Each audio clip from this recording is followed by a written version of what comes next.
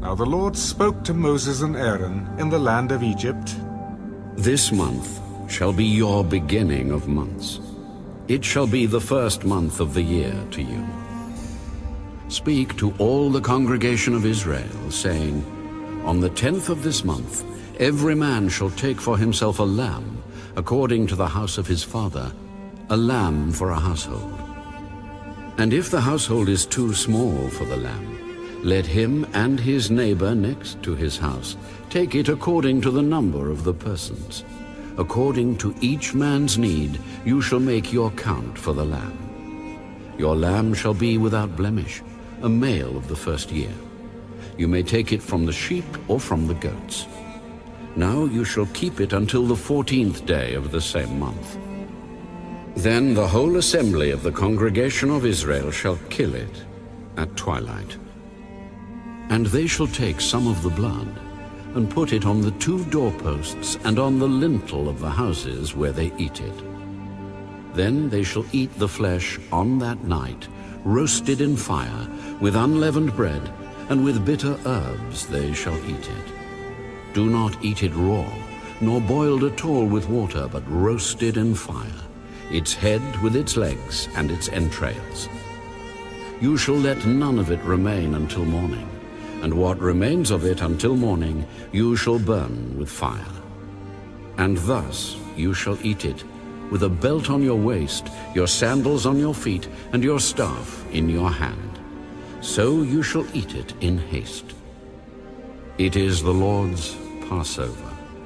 For I will pass through the land of Egypt on that night, and will strike all the firstborn in the land of Egypt, both man and beast.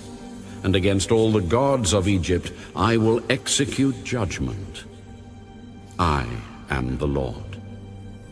Now the blood shall be a sign for you on the houses where you are.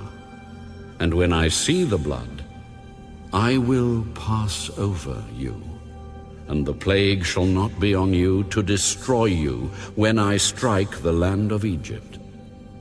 So this day shall be to you a memorial, and you shall keep it as a feast to the Lord throughout your generations. You shall keep it as a feast by an everlasting ordinance. 7 days you shall eat unleavened bread. On the first day you shall remove leaven from your houses.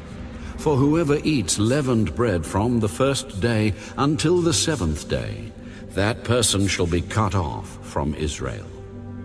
On the first day there shall be a holy convocation, and on the 7th day there shall be a holy convocation for you. No manner of work shall be done on them, but that which everyone must eat, that only may be prepared by you.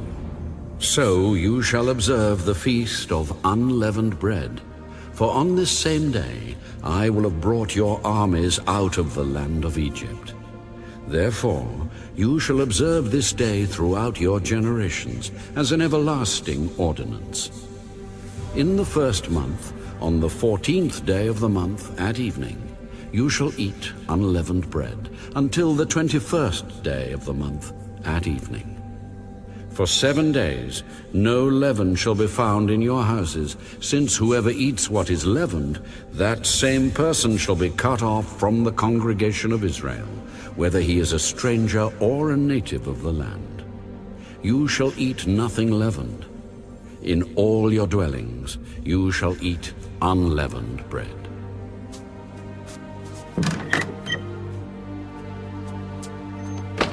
Then Moses called for all the elders of Israel and said to them, Pick out and take lambs for yourselves according to your families, and kill the Passover lamb. And you shall take a bunch of hyssop, dip it in the blood that is in the basin, and strike the lintel and the 2 doorposts with the blood that is in the basin. And none of you shall go out of the door of his house until morning. For the Lord will pass through to strike the Egyptians, and when he sees the blood on the lintel and on the 2 doorposts, the Lord will pass over the door and not allow the destroyer to come into your houses to strike you. And you shall observe this thing as an ordinance for you and your sons forever.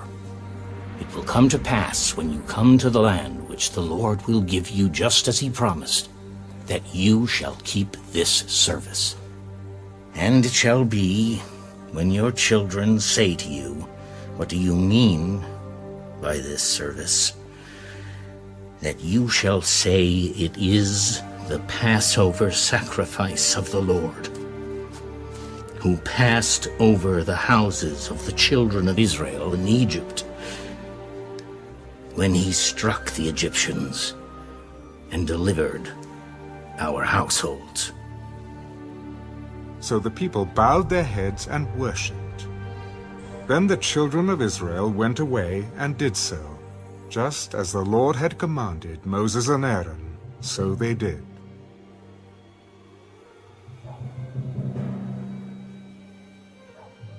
And it came to pass at midnight that the Lord struck all the firstborn in the land of Egypt, from the firstborn of Pharaoh who sat on his throne, to the firstborn of the captive who was in the dungeon, and all the firstborn of livestock.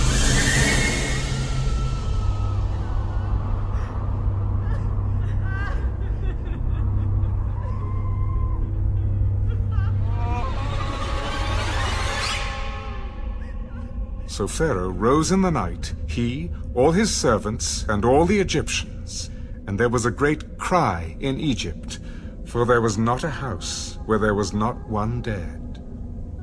Then he called for Moses and Aaron by night. Rise.